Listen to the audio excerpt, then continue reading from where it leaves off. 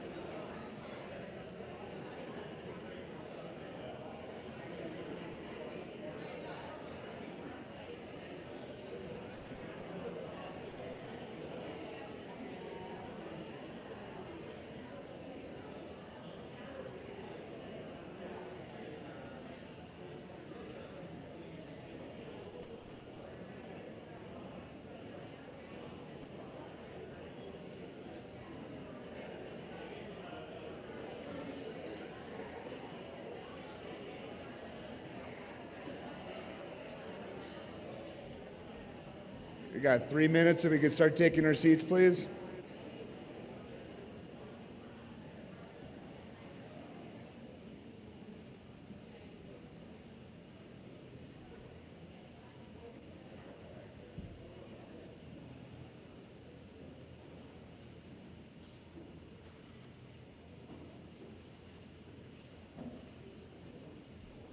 You can keep talking, though.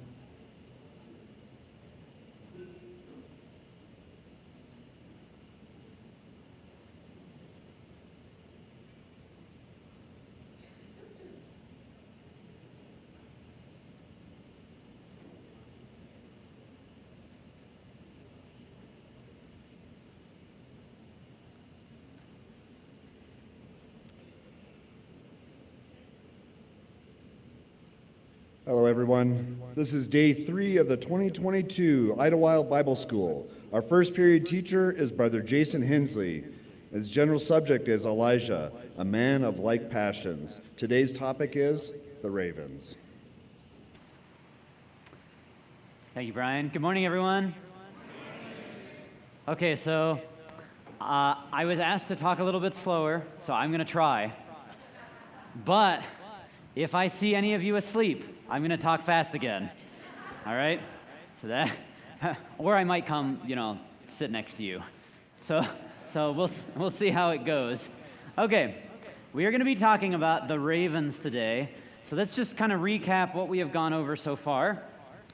We have seen Elijah learning this lesson that God is in control, or at least maybe we haven't seen him learning it yet, but we've seen him needing to learn this lesson.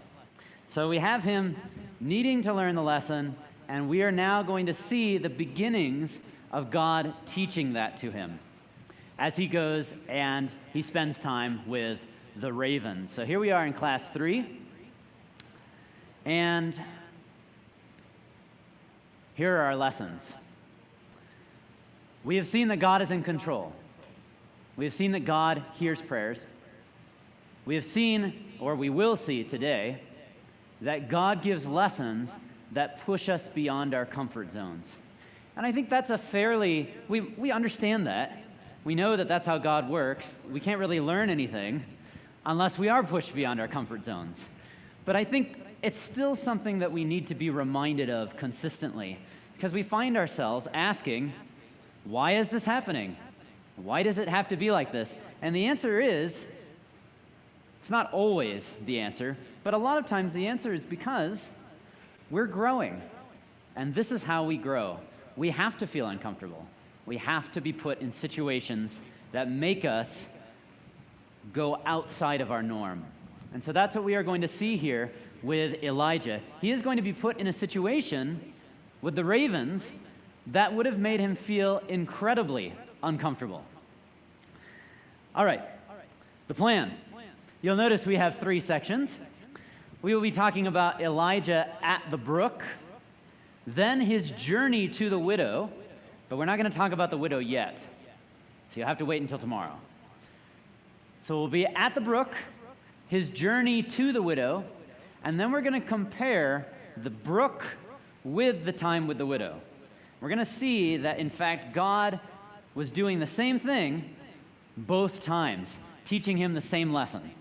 So that's the idea. God gives lessons that push us beyond our comfort zones, and the big question is, why ravens? Why is that a significant thing to know? Couldn't Scripture have just said birds, right?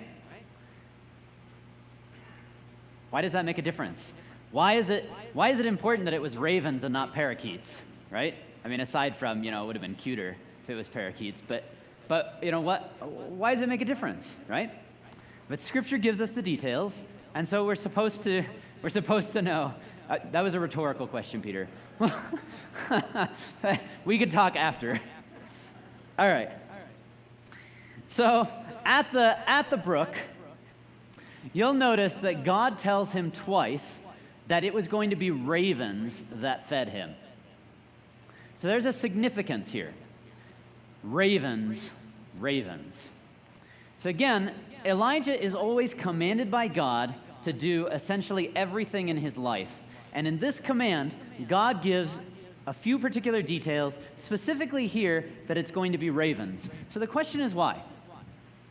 Well, I think first of all, ravens would have presented a problem. The reason being, is this what you want to say, Peter? There you go. That's right. Ravens are unclean birds. Yes. So ravens are unclean, and this would be an issue. So you have it up here, Leviticus 11, 13 to 15. You shall detest every raven of any kind. Now, I think that this is helpful because we don't live under the laws of clean and unclean. At least I assume none of you keep kosher. Maybe you do, but I don't think so. So these are laws that we often don't think about. So in order to really get the strength of what God is saying here, I want us to pay attention to this word detest. You shall detest every raven of any kind. The reason that we want to look at that is because the same word shows up later in Leviticus chapter 20. And now notice what God says.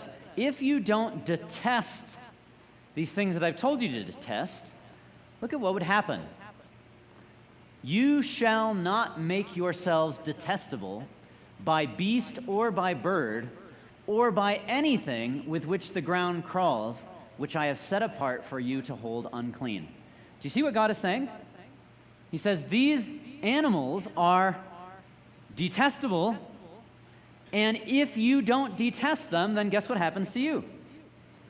You become detestable, right? It's like the detestableness of, I was going to say detestability, but the detestableness of these animals like transfers to you almost if you don't recognize that God says don't be with these animals, don't be with these birds.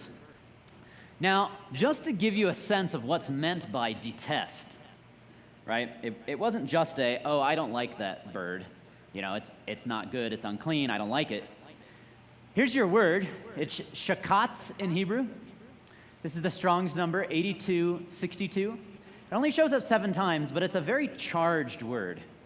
So it's not just I don't kind of like it very much. Look at how God uses the word here in Deuteronomy 7, verse 26.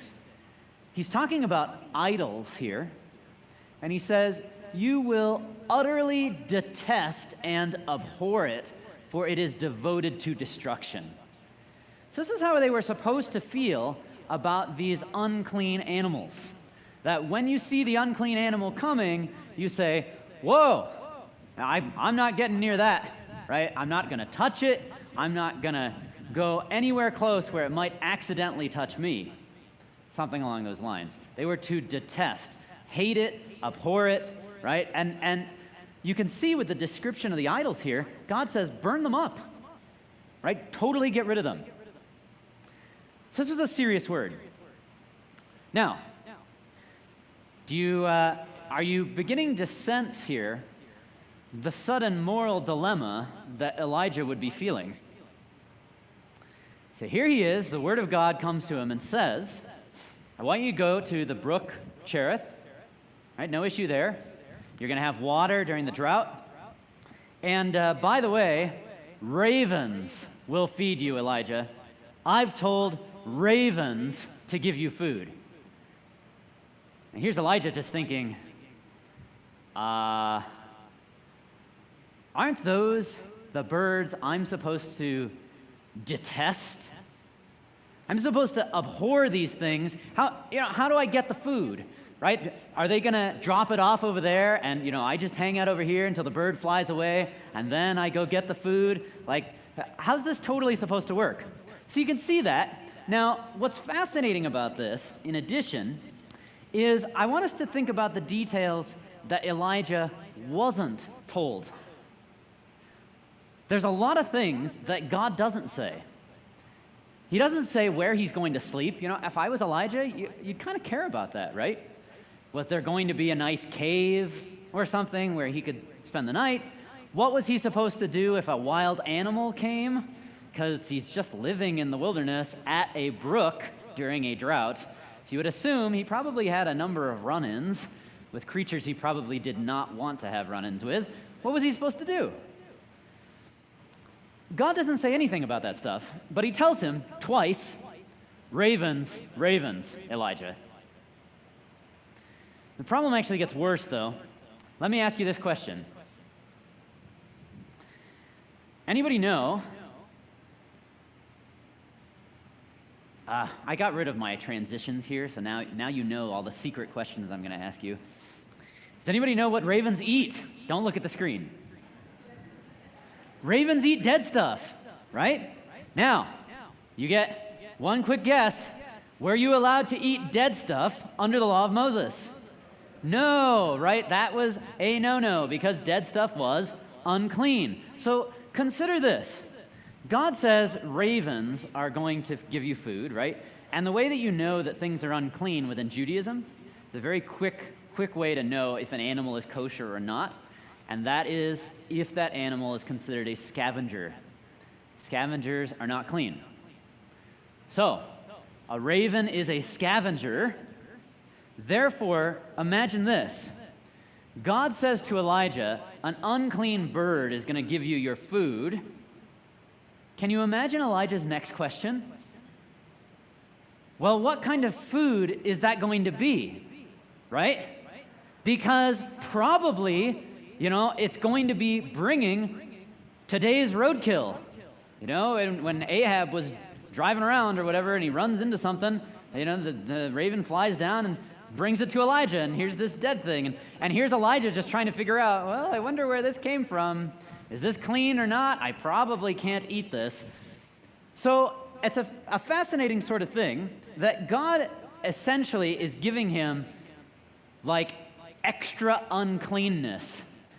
And he didn't have a choice. Now, just to bring this home even more for Elijah, in Hebrew, there's two words that just generically mean food. So this is sort of a funny translation kind of thing. Anybody know how these words would be translated typically in the King James? They're typically translated as meat, but they don't mean meat. They mean food. Oftentimes they actually mean not meat, so like grain.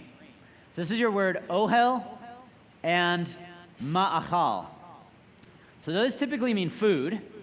Now, what's fascinating about this is when God commands Elijah, he doesn't use the generic food words. And I think that's because it could have given Elijah the wrong impression. That, it's just kind of an accident that the law is going to be broken. But instead, God specifically uses the word basar, which in Hebrew means flesh. So when God tells Elijah, the ravens are going to bring you bread and they're going to bring you flesh. This is what we're specifically told that he was given, bread and flesh. So when we read this, we have to recognize it's not just that he got food from ravens, but he was specifically being brought dead stuff to eat. Now, I don't know if that blows your mind. I hope it does, because essentially what God is showing us is that he put Elijah in a situation where it was unavoidable to break the law. Unless, and this is what we do as humans, right? We get put in certain situations and we can see, there's a commandment. I don't think it's going to validate, or I don't think it's going to break the principle to break that command, but I don't feel comfortable breaking it anyway. And we have these choices and we're not sure what to do. And so sometimes we almost double down on the letter of the law. So maybe that's what Elijah did. You can almost picture him saying, put that in the pile of dead stuff, and there's just this pile that's growing every day because Elijah won't eat it, right? It's almost like he says, no, that's breaking the law, I'm not going to do it. I don't know. Maybe he doubled down on his feelings of, I can't break the law. Maybe. We don't know. But I think this is how we act sometimes. Whatever it was, God was specifically putting him in a situation where he almost had to break the law. Now, the reason I want to talk about this is because I don't think we often realize how often this is the case that God does this. This is one of my absolute favorite things to look at in Scripture. I'm gonna just ignore my slides for a little bit now because I want to talk to you about this because it's so exciting. So God consistently, throughout the Old Testament, forces his people to break the law. And I think that's fascinating. Now, let's just back up a little bit to see it, right? The first commandment in the law of Moses, anybody know what it was? First commandment in the law of Moses. It was the commands of Passover. It's Passover, first commandments, right? Because they haven't gotten the law yet. They're about to leave Egypt. It's Exodus chapter 12. So first commandments, the law of Moses, Exodus chapter 12. So you can verify this if you want. Exodus 11, let's back up one chapter. We are at the final plague, right? So we're at the final plague, Exodus chapter 11. Moses goes in front of Pharaoh, and here's what he says. Tonight at midnight, the firstborn in the land will die. Okay? Tonight at midnight, firstborn in the land will die. Therefore, we're going to have to figure this out here, see if we can do it. Anybody want to guess what day of the first month it was? What day of the first month? It's going to be the 14th. 14th day of the first month, because that was Passover, right? All the firstborn die, 14th of the first month. Okay, now you might be wondering, why is this significant? Okay, well, let's now jump forward to chapter 12. Get this. Chapter 12, God comes to Moses. What day is it? 14th, the first month, right? God comes to Moses, chapter 12. Moses has already said, today, all the firstborn in the land will die at midnight. Okay. God says to Moses, you can check it. First few verses of Exodus 12, he says, I want you to tell the whole congregation to take a lamb, one lamb for each household, and I want you to do it on the, what day of the month? 10th. Now you're Moses. What do you think you do if you hear this? You think, well, God, that was 4 days ago. How's that supposed to work? And you know what's fascinating is if you keep reading the chapter, you'll notice Moses doesn't say that to the Israelites. He doesn't tell them, go choose a lamb, hold on to it for 4 days, and on the 14th day, we'll kill the lamb. He doesn't tell them that. Instead, he says, take a lamb and then kill it. Because Moses realized it was impossible to follow the law. He couldn't. It was supposed to have been followed 4 days ago. But it wasn't possible. The first command in the law of Moses that God ever gives was impossible to keep. Isn't that fascinating? This is just what God continually does. And you could just picture Moses thinking, well, I don't know what to do with this, right? And this is how God is consistently working with law. He puts his people into situations where they cannot keep the law because he wants them to realize it's about principle, not about law. The law was the schoolmaster to lead them to Christ. It's about principle, not about law. So the very first commandment, impossible to keep. Now, there's more. There's more of these. I'll tell you my favorite one. Okay, so you remember the story when the ark was taken from the Israelites, right? Hophni and Phinehas take the ark. They go into battle. They're killed. The ark gets stolen by the Philistines, right? You go through this whole funny story. We're not going to talk about it a lot, but oh man, it's like one of the best stories, right? It's 1 Samuel chapter 4 and 5. The ark gets taken by the Philistines. They put it in the house of Dagon. You remember what happens to Dagon? Yeah, he falls over, his hands chopped off, his head chopped off, right? And the Philistines, oh no, they put him back up. They stick everything back on. So anyway, this all goes on, right? The ark gets brought back eventually to Israel. The ark is eventually brought back, and it gets put into Kirjath-jearim. Kirjath-jearim, and it stays in a man's house for over 40 years. We know that because we're specifically told, 1 Chronicles 13, the ark sat there during the entire reign of Saul.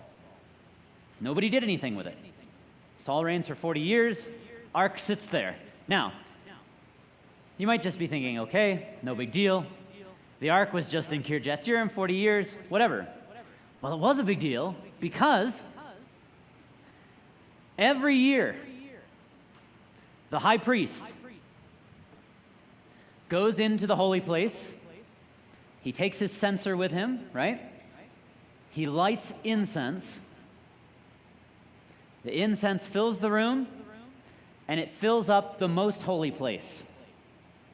High priest then opens the veil, to go into the most holy place, and what does he see? Nothing. Nothing's there. Now, that was the absolute most important day on the Hebrew calendar. It was the Day of Atonement, and the whole point of the Day of Atonement was to what? Forgive the people. They were supposed to get forgiven on the Day of Atonement. So can you imagine? Here's the high priest walking to where the ark's supposed to be, and he's supposed to pray in front of the ark. He opens up the veil. There's no ark. What do you feel like if you're the high priest? You feel like, well, this was kind of a waste of time. And then you think, well, here's another year where we're not forgiven. That's awesome. Right? Like, what am I supposed to do? You close up the veil and you walk away. And this was 40 years where the Israelites could not be forgiven through their law. And so you get David coming along and realizing it's not about law, that God is constantly saying, that's not what I'm doing. I'm trying to teach you principle. So you remember in David's psalm that he writes after his sin with Bathsheba, Psalm 51, right? Right at the end, he says, you do not desire sacrifices. You remember that? Or else I would give them, he says. You don't want sacrifices, or else I would give them. Instead, the sacrifices of God are a broken and contrite heart. Now, we like to quote those verses to say, it wasn't about the offerings. And I think that's good. But let's think about the context just a little bit. Here's David, where for a big chunk of his life, there was no ark. There was no forgiveness. And he's thinking about all of this. And then God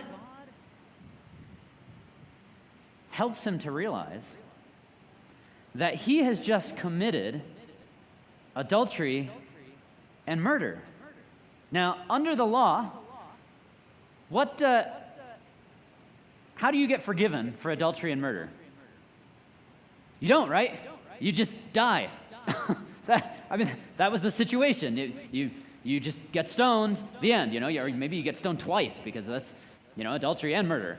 So it was bad, right? And so David realizes, I can't give you anything. There's no sacrifice I can offer. So it's not just that he's saying God didn't want sacrifices. David is realizing, for me personally, I am dead according to the law. There is nothing that I can do. And this is what God is constantly doing. And we are going to see this very powerfully in the life of Elijah. That God says, Elijah, you want food? You're going to have to eat it from an unclean bird. And you know what? That food is actually probably unclean too. What are you going to do about that? This is Elijah being pushed beyond his comfort zone.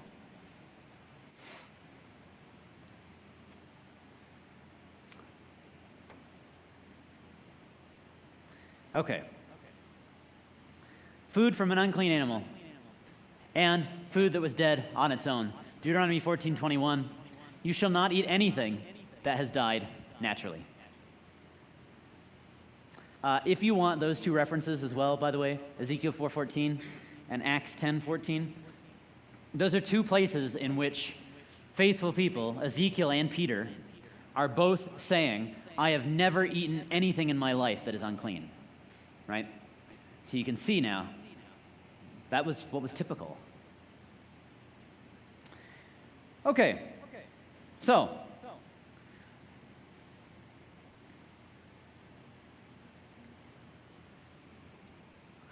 this is what God is doing for Elijah. I think he's reminding Elijah, this is the constant message, that God is in control. And I think what's incredibly powerful about this is, and I don't mean this to be belittling in any kind of way, but I think that this is actually a helpful thing for us to recognize. Do you notice where God puts Elijah? He puts him in a place that is miles away from any other human. So Elijah has just said, essentially, don't worry, God, I got this. I'm going to call down a drought. I'll convert the people. I'll take care of your plan. I got it all.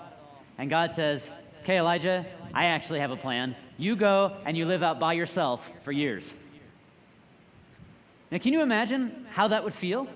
Right? You think you're taking care of this whole thing, and God says, okay, yeah, you go take care of it by yourself, and the only thing you can talk to are unclean birds. And that's what Elijah has to do. He just goes and he sits there. What's he going to do at the brook? For years and years and years. God puts him in a place where he has to realize, oh, God's plan doesn't depend on me. Now, have you ever felt that way? Have you ever felt like, oh man, I have this set of decisions in front of me, and if I don't make the right decision, God isn't going to be able to fulfill his plan. Or if I don't make the right decision, somebody who needs help won't get helped. Or that if I don't say the right thing when I'm preaching to this person, well, maybe they're going to turn away. Or if I don't reach out to this person right now. And this is the Elijah way of thinking, right? I got to call down the drought right now, because if I don't do it now, things aren't going to work out. God's whole plan will fall apart. Sorry, I got excited and I talked a little fast. But this is what we're being told here, that this is the way that Elijah was thinking, and we so often think like this.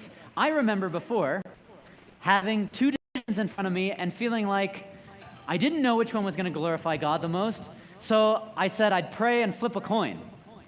Maybe you've done that before. But I think what God actually wants us to realize is he can actually work with both. It's not a question of which one's better, and if I don't do the right one, things will fall apart. It's God saying, actually, you have to realize you're less important than you think you are. And I can actually take care of this without you. The key thing that should amaze us is that God actually wants to use us. It's not that he has to, but that he wants to. And so when we find ourselves thinking,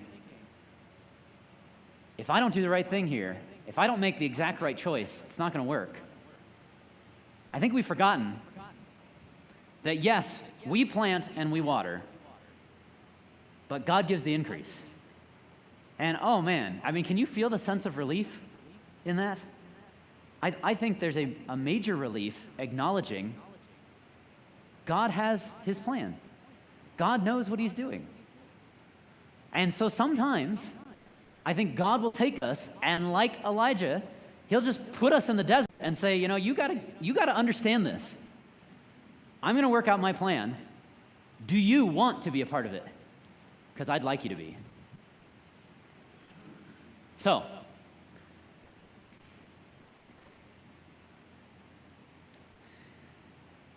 God is teaching Elijah, with the ravens, not only are they an unclean bird, but there's one other passage at the time that existed that mentioned ravens. It's in the book of Job. Consider what it says. Job 38:41 says, "Who provides for the raven its prey when its young ones cry to God for help and wanders about for lack of food?" Where was that food coming from that the ravens had? There's a drought that you caused, but you'll have water, you'll have food, because I take care of the ravens. So, as Elijah waits, the brook gets smaller and smaller, and you can just imagine again, here's somebody who likes to be doing things. He calls down a drought because he feels like things should be done, and he's sitting in a place where he can do nothing. So there he is. We don't know how long he was there. Maybe a year. I mean, the drought lasted for 3.5, right? The only two things he does is he's at the brook and he goes to the widow's house. So somehow, you got to divide those two up amongst the 3.5 years. So he could have been here for years, right? Sitting there by himself, talking to birds. Okay. Then, the very next thing that happens is the word of God comes to him, and he's told this. Now you wonder, and we're not told, you wonder how would it have affected Elijah to be fed by those unclean birds? Would he have softened a little bit? Would he have realized, it's not necessarily about law? Well, God's going to push him a little further. He says, "Arise, go to Zarephath," and I love this part, "which belongs to Sidon." Just to make sure, in case Elijah didn't know that part. So God says, "Go to Zarephath," which belongs to Sidon. Now he could have said, "Go to Zarephath," but he specifically tells him, "Oh, by the way, Zarephath is in Sidon." Now, why would that have mattered? Why would anybody care that Zarephath was in Sidon? It was a hostile place, and that was where Jezebel was from. So Jezebel was the one who brought in the worship of Baal, right? So now God is saying, okay, you've been here at this brook for years. Now I have a new thing for you to do. I want you to go hang out with Jezebel's friends, right? And you could just imagine Elijah being like, are you talking about the Zarephath that's, in Sidon? And God's like, yeah, Zarephath, which is in Sidon, that one, right? Go to that Zarephath. I don't want you to get confused. Go to the bad one, Elijah. So here's Elijah just thinking, really? Is this seriously what I'm supposed to do? It's a 60-mile journey from Cherith to Sidon. So he would have had a long time to think about this, and I think it's helpful to just consider what he would have seen. Now, we know that the drought was happening not just in Israel, but also in Sidon, because the widow said she had no food. So can you imagine what it would have been like as Elijah, he had been sheltered from all of this, right? He had been at a brook, talking to nobody but birds. I know, I'm really into this, talking to birds thing. He was at a brook, talking to nobody but birds. He gets up and he leaves, and can you imagine what the shock would be like as he begins to walk through and sees the devastation that happened because of him? Can you imagine that? As he's walking down and he sees an empty house, another empty house, another one, skeletons, right? I mean, this is what it would look like. This is a famine. And then he gets to another country and he sees the same thing there. Now, that would have been kind of a weird experience, I think, because as he goes to this woman, it's fascinating to realize what God is doing. I want to ask you a question here. Godliness is not measured by converts. That wasn't a question. Godliness is not measured by converts, okay? Right? We know that. It's not measured by how many baptisms, we bring about or anything like that. It's God's the one who is in control. But I do think it's helpful to ask this question at this point. Who, throughout Elijah's life, learned the gospel because of him? Any thoughts? Who learned the gospel because of Elijah? It's a really fascinating answer, I think. It was this woman and her son. And that's it. There were absolutely, as far as we know, there were absolutely no conversions in the entire lifetime of Elijah, except for 2 Gentiles. I actually find that kind of awesome, because you can see this overriding theme. Elijah's big goal was, I'm going to convert the king, I'm going to convert the entire nation, and God says, no, Elijah, I'll do that. Actually, I'm going to use you to convert somebody you never would have talked to before. I'm going to put you in a situation that makes you incredibly uncomfortable, and I'm going to use you there. Elijah was a big man with big dreams, big goals, and God says, I want you to be content to fill a little space. So he takes him to Zarephath. And he has to learn God was working with the unclean birds, just like God is working with these people. Now, this is very interesting because I don't think Elijah would have had a schema for this. Again, we just read this story and we think, oh yeah, he was sent to Zidon. That probably would have bothered him. But I don't think we think about what a moral dilemma the whole thing would have caused. Because what did the law say about Gentiles? What kind of interaction were you, as a Jew, supposed to have with Gentiles? There were a couple of choices here. Stay separate. So that's one choice, right? Stay separate, which a lot of times meant you go in and you kill them. Okay? So that was one option with Gentiles. Peter?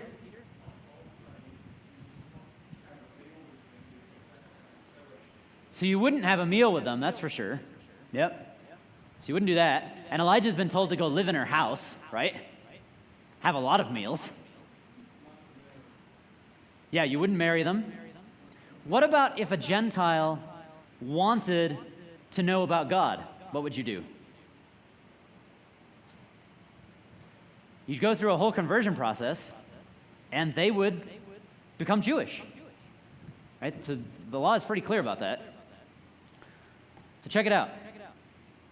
Exodus 12, verse 49 says, there shall be one law for the native and for the stranger who sojourns among you. In other words, those who are Gentiles who want to know more about God, they have to follow the law. Leviticus 16:29 says the same thing. It will be a statute, this is about the Day of Atonement. It shall be a statute to you forever in that 7th month. On the 10th day of the month, you shall afflict yourselves and shall do no work, either the native or the stranger who sojourns among you. So over and over and over, God says, if there is a Gentile who wants to know about me, that's fine. But they have to follow the law. So these are the choices. You stay separate from the Gentiles, which a lot of times meant you go in and you completely obliterate them. Or if there's ones who want to know about God, you're looking at a Rahab or a Ruth, right? A complete proselytization. Yeah, there you go. Conversion. Complete conversion. So that was the idea. Now let me ask you this. What did the law say about when you went to live with Gentiles? Nothing. Now, you're Elijah. The law is very important to you. You've called down a drought because that is what the law said should happen, right? Here you are for the last year, 2 years, whatever it is. You've been eating food from unclean birds, food which itself was probably unclean. Or, I don't know, maybe you haven't touched that. I don't know. And now God says, okay, now you can't avoid it. Go live with this Gentile woman. And by the way, there's no provision for that in the law. There's nothing the law will tell you to do there. So here's what's fascinating. If Elijah decided, you know what, I want to go and see, let's see what does Scripture, what kind of advice does Scripture give about this? Consider the possible examples.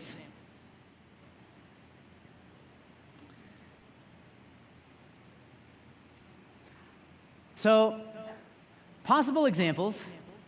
Who else lived under the law, or who else under the law lived outside of the land? Well, David did. Now let's think about David's experience outside of the land of Israel. What do you think? Good, bad? Yeah, pretty bad, right?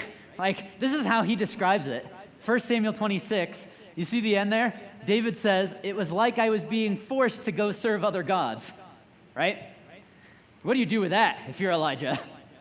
Here you are thinking, that doesn't sound too good, right? That's not real awesome.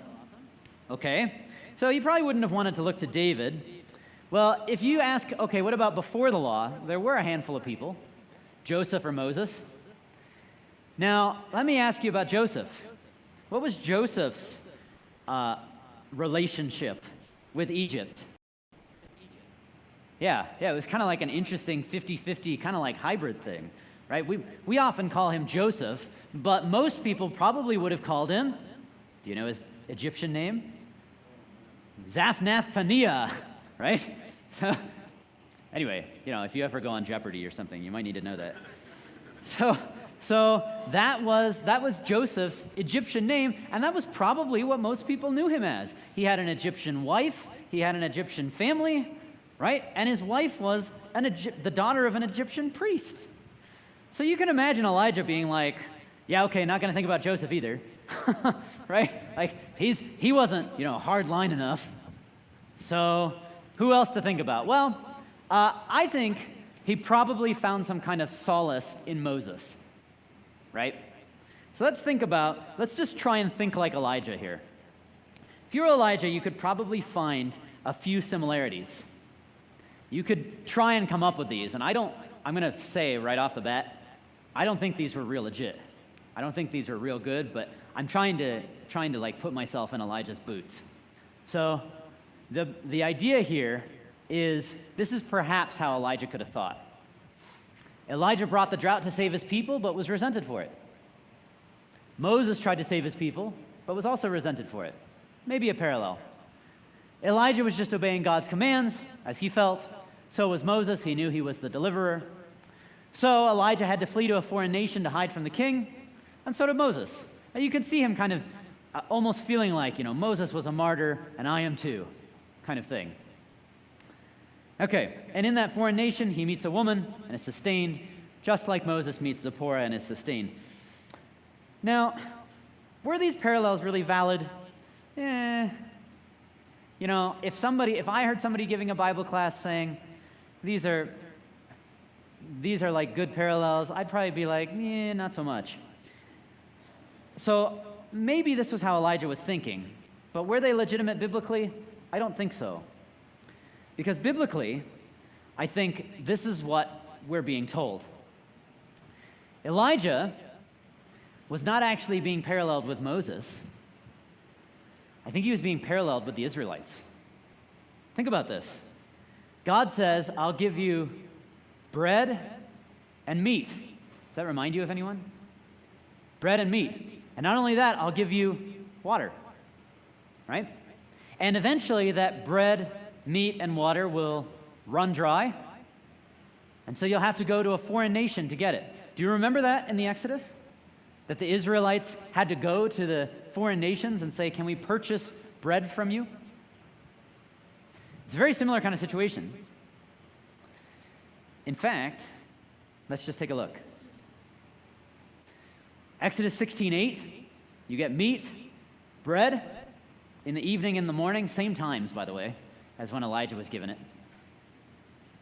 Psalm 78:20, you have the water gushing out. Eventually, God stops providing. And so in Deuteronomy chapter 2, verses 1 to 6, they get sustained by foreign nations, just like Elijah with the widow at Zarephath, sustained by a foreign nation. And here's what I think is fascinating about this. Elijah's story wasn't the story of Moses, like he wanted it to be. It was a lot less glorious than that. It was the story of the people who didn't get it, who complained, and who consistently said, God, you've led us out into the wilderness to die, without recognizing that God was pushing them to the next step of belief, to the next step of belief. He was making them uncomfortable to teach them. And that's what he's doing with Elijah. And so, in fact, as Elijah goes to this widow at Zarephath, I want to show you one final slide here. As he goes to this widow at Zarephath, oh, you know what? I'll show you this too, just because it's a fun picture. Okay, that's not actually relevant. The idea is, it's two like flamingos, because the stories are the same. Anyway, okay. So the situations are similar. So let me show you, right? You got ravens, an unclean bird, like the widow who's an unclean Baal worshiper.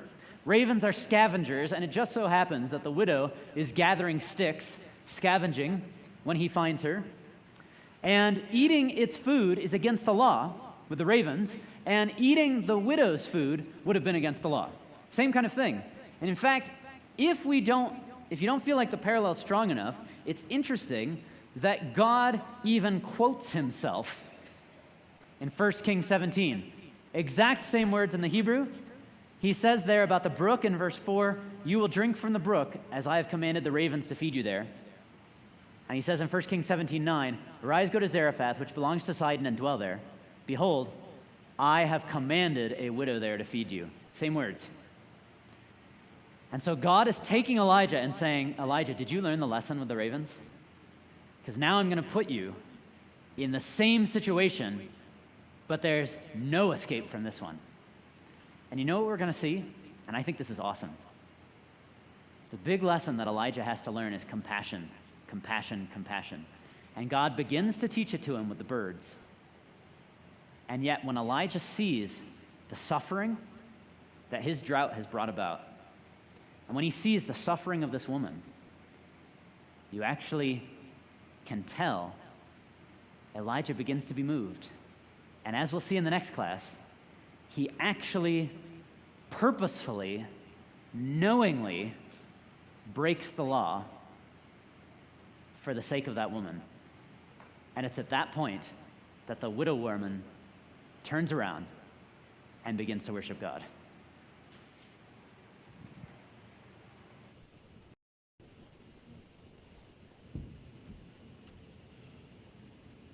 Thank our brother.